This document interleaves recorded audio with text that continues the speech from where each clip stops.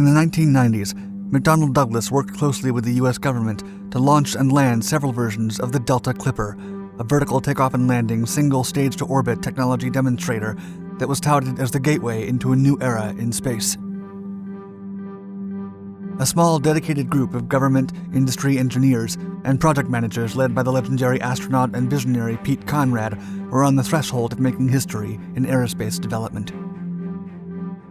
Not only was the new century approaching, but a new way of living, too, one that would make space travel available for business and pleasure. And the DC-X was the vehicle that would bring the future to the general public.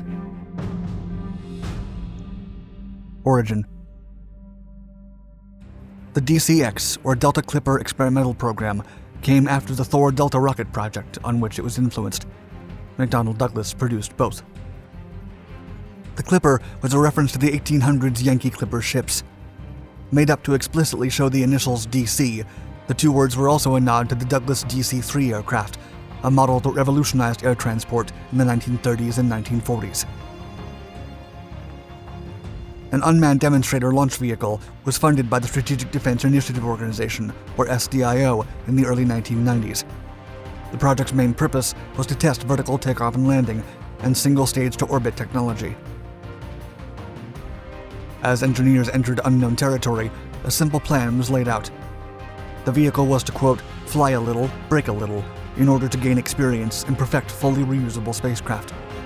The subscale vehicle was then tagged X. The plan also called for a larger prototype to be built later in the program from the acquired knowledge and then tested in suborbit and orbit. This orbital prototype would be named Y, the standard designation for test aircraft and prototypes, and it was only then that a commercially acceptable version could be developed. That vehicle would be called the DC-1. According to the Environmental Assessment for Single-Stage Rocket Technology DC-X test program, SDIO required a, quote, suborbital recoverable rocket, SRR, capable of lifting up to 3,000 pounds of payload to an altitude of 1.5 million feet, returning to the launch site for a precise soft landing, with the capability to launch for another mission within 3 to 7 days. That required altitude was the approximate elevation of the International Space Station. The specifications asked for it to have a conical shape and be 40 feet high with 13.3 feet of diameter at the base, while the empty weight needed to be around 9,100 kilograms. Propulsion would be provided by 4 Pratt & Whitney Rocketdyne RL-10A5 rocket engines of 6,100 kilograms force of thrust, powered by liquid oxygen and liquid hydrogen. Meanwhile, reaction controls included 4 gaseous oxygen-hydrogen thrusters, and a standard hydraulic system would drive its 5 aerodynamic flaps and 8 engine gimbal actuators. The aeroshell and base heat shield had to be built with graphite epoxy composite and a special silicon-based thermal protection coat, while the main propellant tanks would be made of an aluminum alloy and the main structural supports of aluminum. Also, the landing gear would be forged in steel and titanium. In August of 1991, McDonnell Douglas was awarded the contract for the X version and a possible Y future prototype. Form follows function. The vehicle's military goal was to swiftly replace satellites in case of an emergency. Besides, the spacecraft had to be able to land after only a single orbit. The DC-X needed to have abort once around, or AOA, capability. Unlike the space shuttle, which could land at either Kennedy, Edwards, or White Sands, this vehicle needed to land at the launch site. The primary challenge was during polar orbits from north to south. Given that the Earth rotates east to west, there was no problem when takeoff was to the east. However, after one lap around the globe during a polar orbit, the launch site would have traveled about 1,500 miles to the east. To be able to cover the distance, the rocket would have flat sides with broad control flaps. Using the control surfaces to maneuver, the Delta Clipper would re-enter the atmosphere nose first, then rotate to land vertically by its tail. This experimental version reflected the design specifications. Attitude control thrusters and retro rockets controlled the descent, and after refueling at the landing site, the DC-X could launch again from the same position, allowing unprecedented turnaround times. While base-first re-entry would have been easier to achieve, The Delta Clipper's military role made it impossible because of technical and maneuverability reasons. However, the spacecraft was remarkably automated for minimized maintenance and ground support, requiring only 2 crew members for flight operations and a third for ground support. And to simplify its handling, the spacecraft even used the F-15's flight navigation system. Nevertheless, the 1/3 scaled prototype was never meant to reach orbit. It would only test a concept popular in science fiction from the 1950s, and was now about to become a reality. Proof of concept. Delta Clipper's first flight was on August 18, 1993, at the White Sands Space Harbor, New Mexico, then known as the Northrop Strip. The team built a mini spaceport along the edge of the strip, incorporating all the necessary functions of an operational version. An article from the Ada Joint Program described the breathtaking achievement. Quote, "The DCX launched vertically, hovered in midair at 150 feet, and began to move sideways at a dog trot.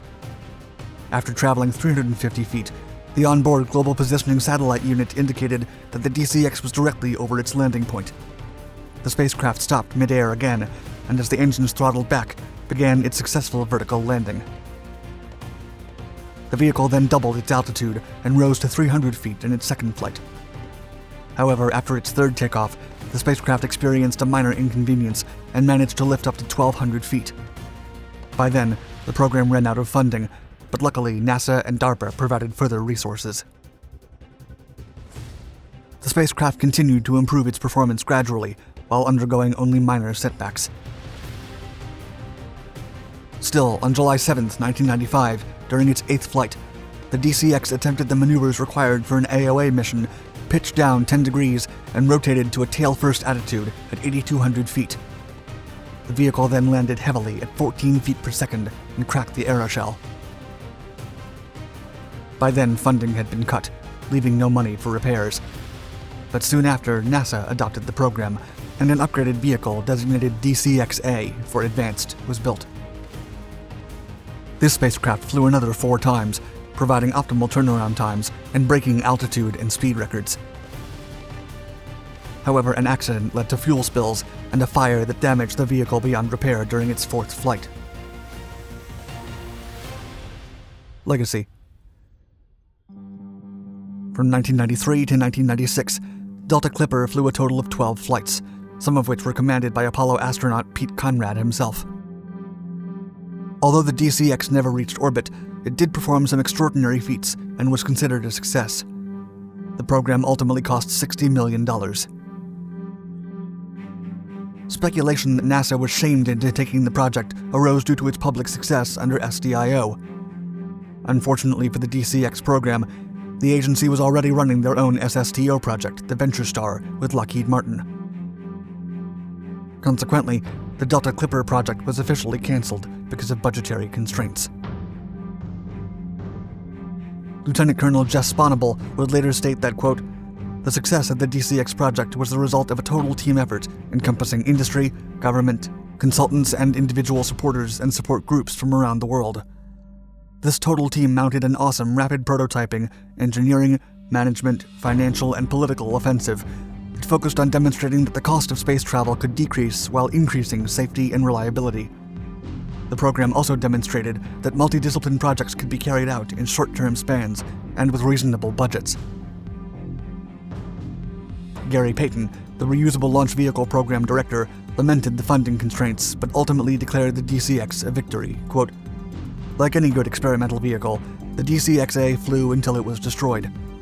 We will always be impressed by the lessons this little rocket taught us about the right way to travel to the heavens."